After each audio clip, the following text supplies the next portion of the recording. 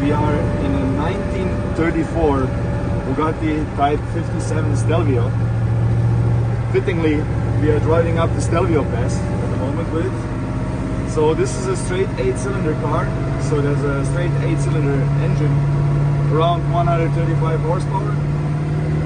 It's actually the first time in my life that I'm driving such an old car, a classic car. I've never driven such a car before, and it's actually not that difficult, but there are some things that are a bit tricky.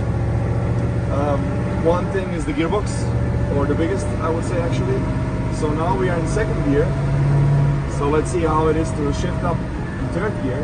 So it's a not synchronized gearbox, meaning that you need to synchronize the gears when shifting up and down. You need to double clutch, meaning when you shift from one gear to another, you need to go to neutral, release the clutch, and then go again. So now from second, neutral, release clutch, third. So shifting up is actually easier. Shifting down is more difficult, and you hear the gearbox crying when I do it. So let's try that. From third to second. Oh, this was actually good. I synchronized the engine revs, but usually you can hear like the gearbox whining. So let's go up again from second to third. There we go. So there's a 4-speed gearbox and reverse, of course. There's no engine speed indicator, there's no RPM meter. And actually what I find most interesting about this car, I had no idea that this exists. It has actually here suspension setup. It has something like an active or like adjustable suspension. I'm not exactly sure what it does. It's like something with some clutch plates or something like that. So here we have it for the rear, here for the front. So I didn't play around with that. These tight corners are quite tricky with this car. Most of them we can do in second gear. We need first gear only when we really stop. Brake, like long treble without braking. Actually in the end it starts braking. Oh, with something modern it will be very cool to slide around these corners, drifting around, but with this car I don't think we can drift. So second gear, a little bit of braking, but the engine is braking also a lot. Big steering wheel, it's actually almost hitting my knee. To pass these corners you have to use the full road, from one end of the road all the way to the other.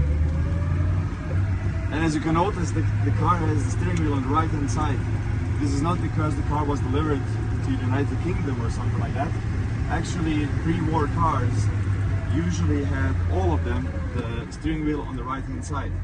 Mostly because to protect the driver to not crash into each other on the left hand side, because the cars were very unsafe at that time. Later when safety improved, the steering wheels were moved to the left hand side. We are now driving down the Stelvio mountain road from the Italian side to the Swiss side, and I must say it's a little bit scary to drive with the car that's almost 100 years old, and brakes are, you know, very far from modern cars.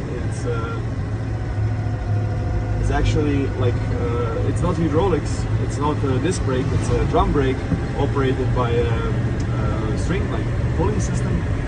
And you know, when you press the brake for a long time, nothing happens, and then a little bit, and there is some braking.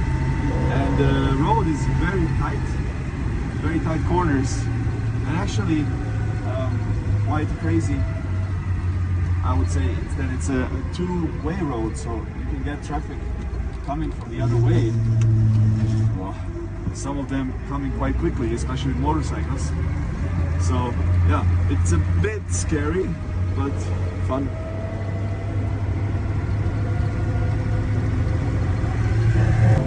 But yeah, that's how it is to drive an 88-year-old Bugatti. First time for me. I hope I will drive many more. Also, big thank you to the owner of the car. Lots of people around the road taking pictures and waving to us. Wow, this is now an interesting tunnel.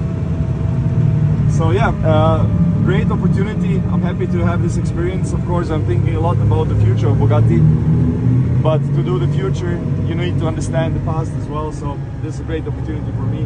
And again, thanks a lot to the owner of the car, to Fritz, who is an amazing guy who has a huge collection of Bugattis. He's also driving one of his Bugattis here in front of us somewhere.